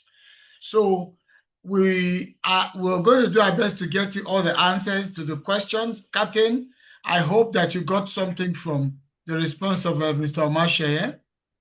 And yes, I did. I was about commenting on it. I did get a lot. In fact, I like people who are truthful, and even as a stakeholder, he is the powers that be, because it's among the powers that be too. You know, he still spoke truth to himself. You understand? And I want to believe that the ministry here, even the minister, the past DGs of the master here in this audience should take what he has said and see how they can help us as seafarers. to thrive in our career. Thank you. Thank you very much, Mr. Mason. Thank you, Kat. Yes, sir. I want to quickly read one or two comments, then we'll take the remaining three hands that we have up and try to wrap up. I have a Mrs. Anne Akwiwu here. I think Mrs. Akwiwu used to be with the Ministry of Justice, and hopefully one of these days she'll have one or two things to say to us as it relates to maritime law and, of course, maritime security and blue governance. This session has been quite engaging, and the awareness created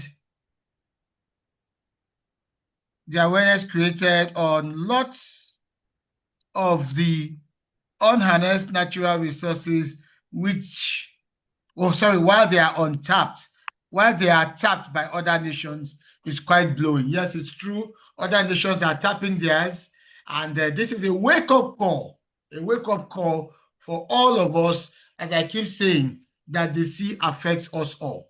All right, I'll take Atemora. Atemora, if you're still there. Ismail, sorry, I'm about to jump in. Forgive me. I got too carried away. Is Atemora there? Thank you, Bong. I'm here. All right, you have Confirm you can hear me. You have 2 minutes. I would want us to wrap up soon. Fantastic. I may not need up to that. So thank you, Ubong. It has been wonderful listening in on this your maiden edition of Code Blue. I think I heard what you said in your opening remarks about this fora being an avenue to bring the knowers and the doers together to serve as a catalyst towards implementing things that will enhance the blue economy of the Nigerian maritime space. So having said that, my name is Atimora. Good to see Vivian and my guy at the top there is Temi. Good to see you. I'm the managing director of Spontis Limited. So listening to Oga Temi, and I think Vivian as well,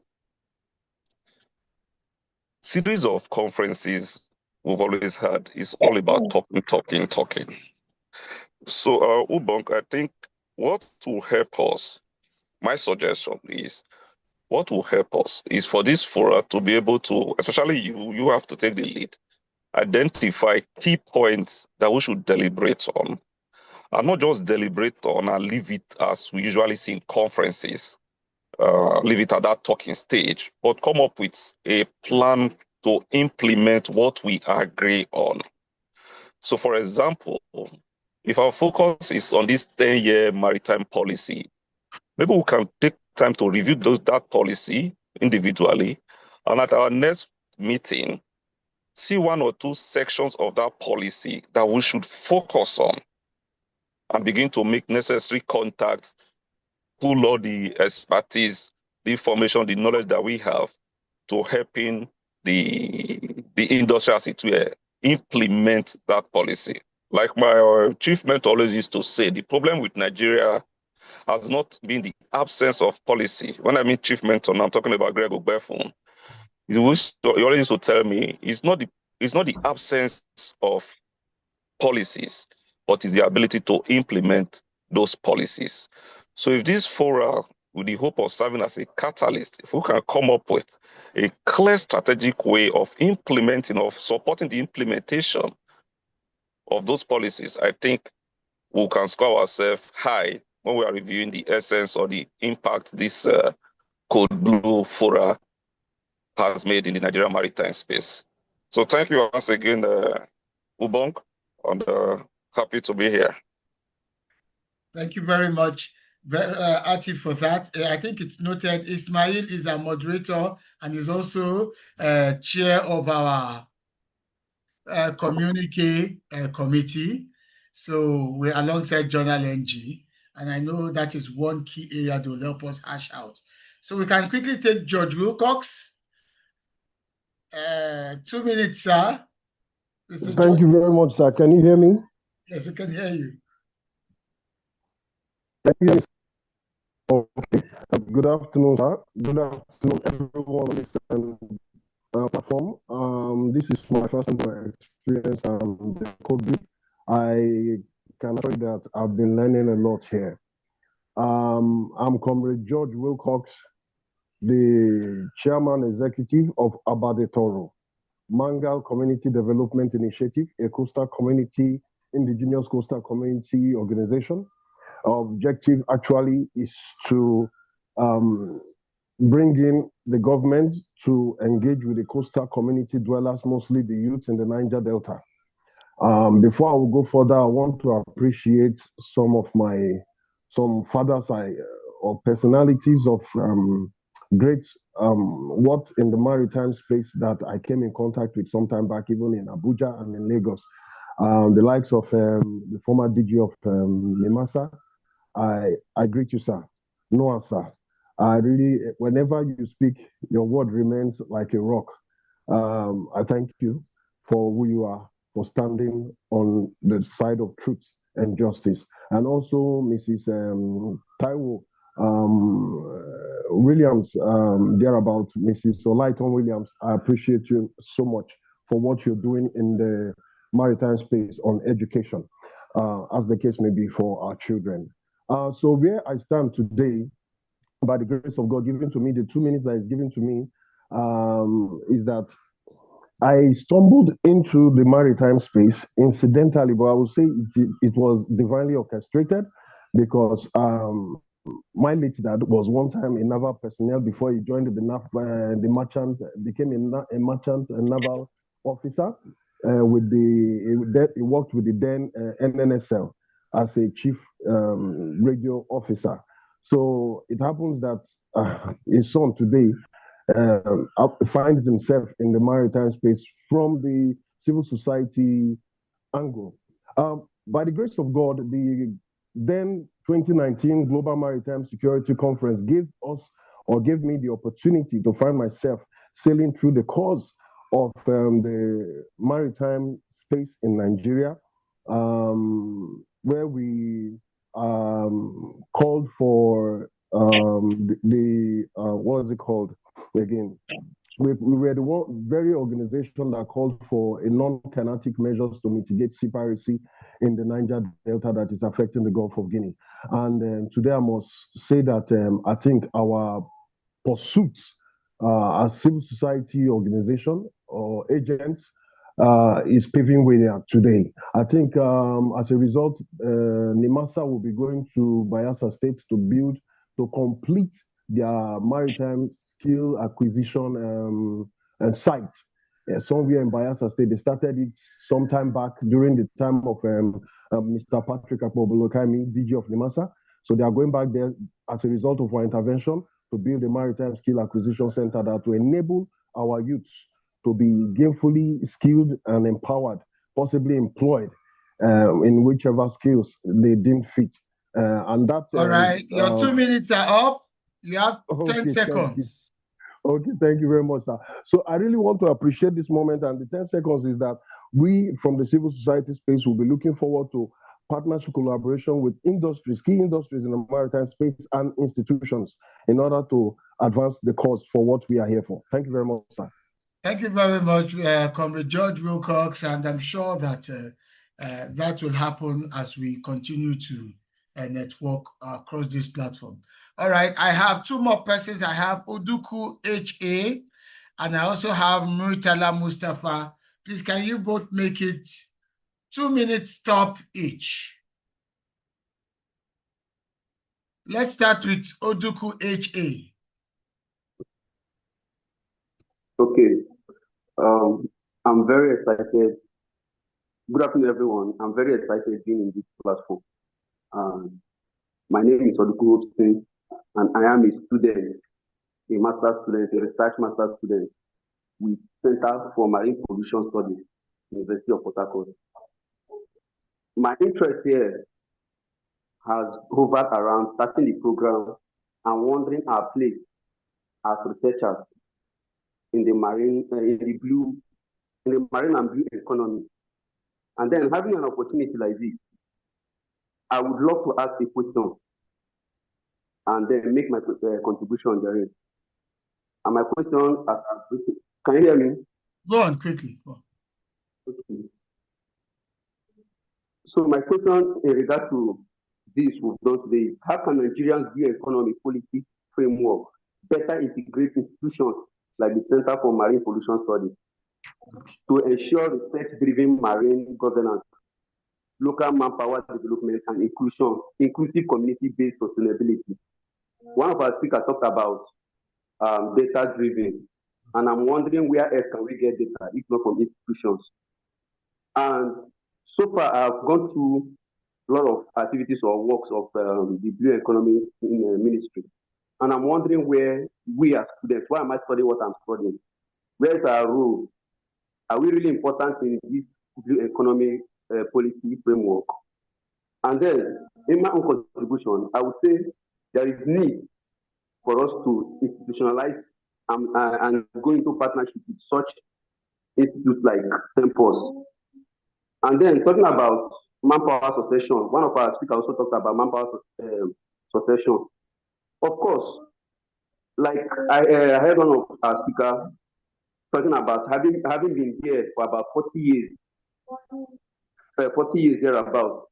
Another talked about being there about 30 years thereabout. What about those of us who are young, who are coming in?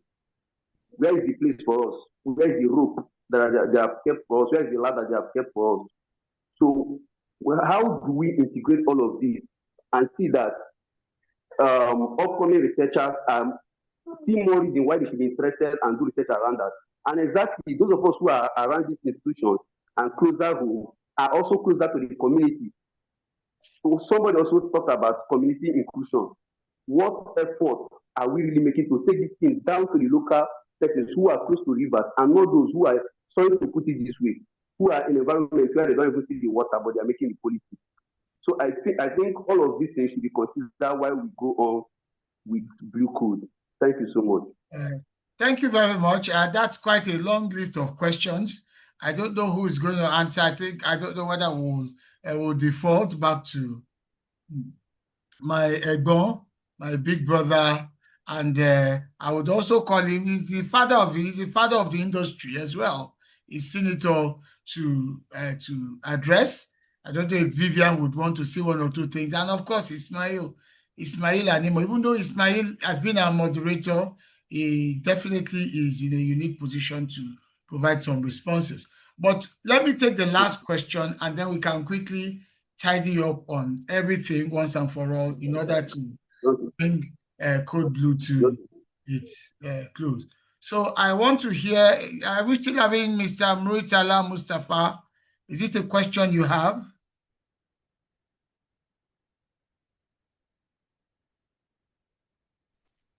Hello, good morning, everyone. Good morning. My name is Engineer Murtala Mustafa. Okay, engineer. Okay. Yes, from Kaduna State, Zaria. I want to commend the organizers of this event. I think it's a very good one. And I really appreciate what has been talked about in this event. I have gained a lot from it. And I want to press that, please, we should put more effort on this to sustain the momentum of this forum so that we keep on, even if the governments are bringing something new, we can push. If the government, what I want to say, if the government is lacking, we can be an energizer to government in showing the way or the pathway in where how to carry on the policies or what to do. So this is what I want to encourage the forum about, this platform, that we sustain it. And number two, I see we talked less about the inland waterways. They are very, very important to Nigeria, especially. Number one, to our unity, integration of the country. These inland waterways are very important and have been neglected for so many years. We have not been doing anything about it. I think we need to key into the inland waterway to see how we can develop this part of the economy, especially of this blue economy. It's very, very important for transportation and for even the generality and the existence of Nigeria, continual existence of Nigeria as a one entity. So please, I want Mr. Ebon and our father in the Marine to please put hands together to see what they can bring out policy and that will develop and push and develop and promote this inland waterway so that all together we can have a very good, a sustainable economy. I don't have much to say. I just want that to press on this issue. I really appreciate what I've seen today, and thank you for the organizers for this great opportunity. Thank you. Thank you very much, Mustafa, for that one. It's duly noted. And of course, as we make progress, the inland waterways are very important. I like to call them the blue corridor states. They are very crucial, they're central. And as we move on, they will form part of the conversation. There's so much to talk about. It's how do you cover the ocean? How do you cover the ocean? How do you even talk about the ocean? It's just practically an impossible task, but we do the best that we can. But let me read a few more comments, then I'll yield back. I have here, this is coming from Captain Ojinta. Thank you so much, Mr. Mashaye. God bless you for speaking up for us. I hope this forum can help with implementation. Our policies need to be reviewed. Big thanks to the organizers of this event. And okay, so that said, I would want, on a final note, to bring back Mr. Omasheye, possibly to respond to some of the questions that have been asked, and Ismail Animo as well, and if possible, Vivian, as we try to wrap up. If we can do all of this within the next 5 minutes, that would be very helpful. The intention was to make this a strictly 10 to 12 exercise. So, my big bros, Mr. Omasheye, we come back. Very quickly. A comment was made on the issue relating to the inland waterways, and I appreciate that because I actually cut my teeth. My first set of work I did when I came back to Nigeria in 1989, 1990. It was my first job I did was, my father was involved because I come from a shipping background, involved in the movement. I'm sure you all remember when Air Vice Marshal Nuru Imam was Minister for Mines and Steel. And this is a place I think everybody in Nigeria should go and visit. You need to go and visit the Jakarta Steel Complex. And by virtue of that, we were given a task, because you remember that time we're trying to start the coke ovens at Jakarta. And we were supposed to move the coking coals from up the River Niger, because then the rail wasn't ready and there's no way we could have taken it by trucks. And that was my first assignment I did. And that was what actually got me more into the logistics and shipping out. Now, on the inland waterways, the River Niger and Benue, one, is only navigable for 6 months of the year. Okay? So, two, when you talk about the flooding, the environmental, ecological issues that are going on as it relates to the flooding of towns and states, what is happening naturally is that as the water is flowing from Cameroon down, it's also pushing sand. So what is happening is that the depth of the River Niger has gotten shallower. And the challenge we face with that in the first instance is that, one, they need to carry out a constant maintenance dredging to keep the draft lower. And I keep saying that this is an ecological issue. This is money you should take from the ecological fund, not money you look for marine and blue economy, because the impact of flooding on an annual basis, we know the impact it's causing. That's one. Two, we need to also dike the River Niger, in the sense that we need to also have it in a situation whereby, like they do in Holland, where you can maintain the depth so that the water can be navigable. Let me tell you, two things Nigeria needs to do. Once we can do a fence, that means, will I say a wall around northern Nigeria and protect our territorial areas, and we go seriously into mining, the future of Nigeria lies in our solid mineral. Now, how do you evacuate that solid mineral away from the north down south? There are only two ways. Either you do it by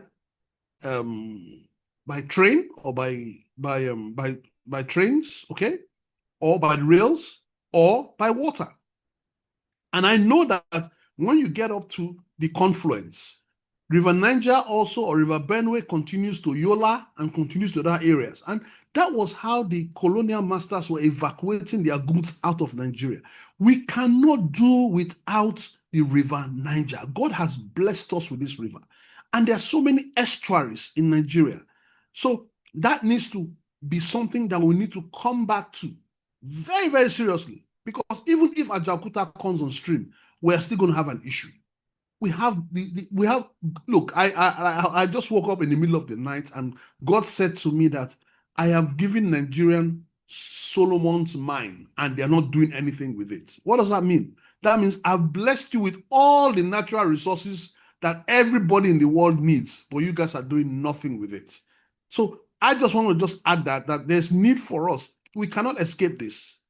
And definitely it's one of the parts. So that's the part I picked up, but I can't remember the first set of questions, but that is the main part that I just wanted to just dwell on, because I believe that we cannot escape, especially when there are another area is going to be strong agriculture. How are we going to get the goods? The problem we have in Nigeria is not that we do not have the goods. Like if the agro lands are there in Niger, up north, Kaduna, but the problem we have is the logistics. How do we move those goods to the markets where they are much needed, or to the ports where they can be exported from? That is our problem.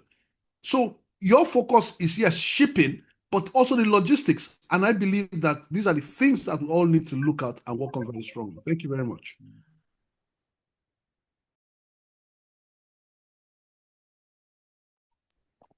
All right. Yes. Thank you very much. I think Ismail is up next. Yes. Yeah. Somebody asked about how students can benefit from the blue economy. First, Nigeria presently issued NCV COCs, and that gives us limitations. So I think the Maritime Administration, NIMASA in this case, needs to do more by ensuring that we go beyond the near coastal voyage certification to unlimited certification. And how do we achieve that without spending too much? We have already in place very good infrastructure for training in the country. I've been to Manoron a few times, and it's impressive what they have there. But we also need to bring in instructors that will earn us the training, the kind of recognition we go to get somewhere else. How did Ghana do theirs? Let us replicate what Ghana has done, and we have unlimited here.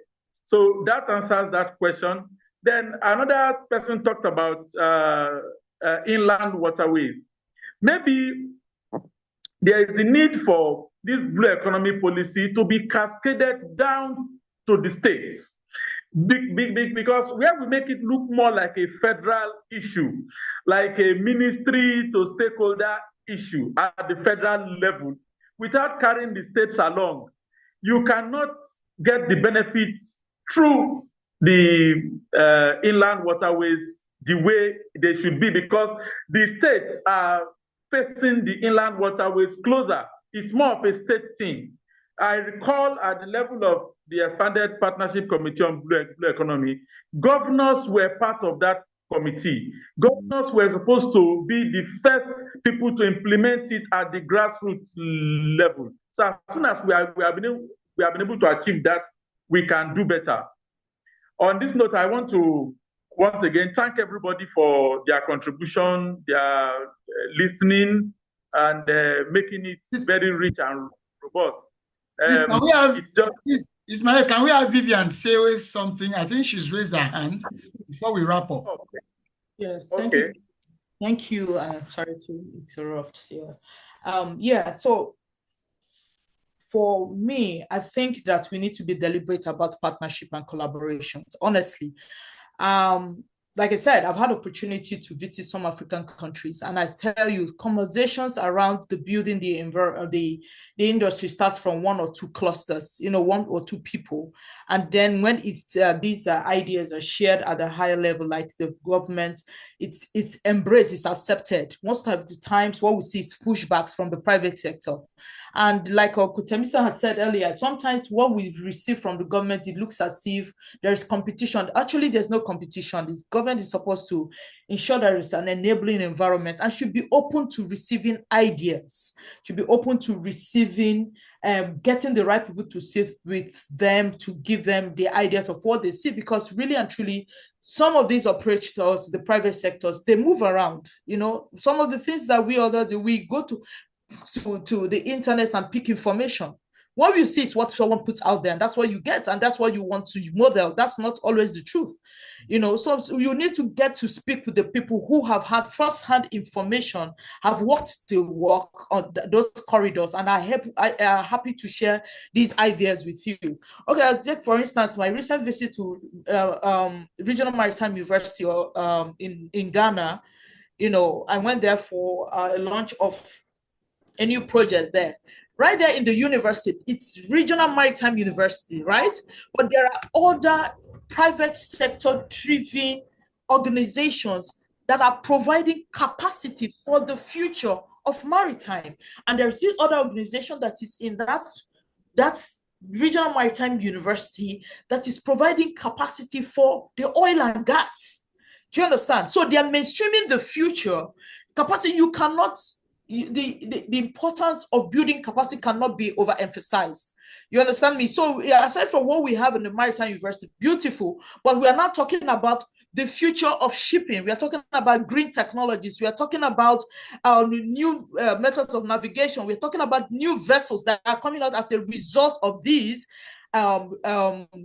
growing demands of technological innovations and advancements. We can't continue to stay there, and we can't continue to remain here and want the best. You can't continue to do the right and desire a different outcome from what you're doing. It has to be working. You talk, so you get these people who will work with you, and then you partner with them. I'm telling you, there are a lot of organizations who want to partner, but they look at your structure, what your country can offer them, and that is the enabling environment. One of the challenges we have with our COC is the enabling environment.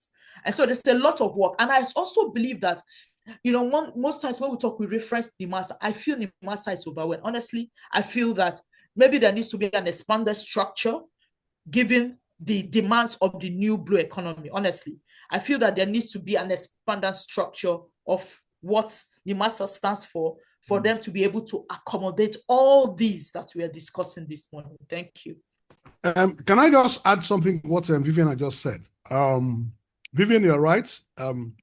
I believe that NIMASA, yes, it's overwhelmed. Now, the issue of NIMASA being overwhelmed is not because of the amount of jobs it needs to do. It's the failure to professionalize the manpower. That is the problem.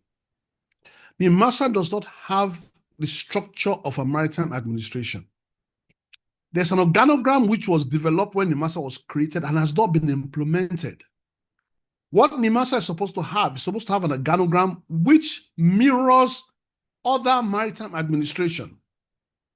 And therefore, what's supposed to happen is that a person who is employed in NIMASA from day one is meant to have a clear career path, and his training will align with maritime administration. That is not happening in NIMASA. You do tests. They say, I hear JAM did test over the weekend and whatever. On what? That's not testing. Are they trained to carry out these jobs? You do not bring anyhow person to go to Nigerian Civil Aviation Authority, because if not, every plane will be dropping. Our saving grace is that we have not had a major disaster in Nigeria on our waters that would allow us to begin to realize the importance of an agency like NIMASA. NIMASA seems to be a dumping ground of politicians' children, not a place to be trained. I'm sorry. I mean, if I'm saying this to upset anybody, so be it. But the bottom line, quite simply, is that NIMASA does not meet its expectations because the manpower are not trained. They are not fit for purpose. The staff are not fit for purpose. The management are not fit for purpose. That is the problem. Thank you very much. Thank you. Thank you very much. It's been a very rich and engaging conversation here. I can't thank you enough. And for me, it's like this shouldn't end. Maybe next time we need to consider going beyond 2 hours. I want to once again appreciate everybody for the various contributions we made. Made it a very engaging and robust interaction. On this note, I'll call on Mr. Obongesen to wrap. Let's close for this so we can do some more. Okay, I want to say thank you, my final charge. I want to thank my big brother, father of the industry, who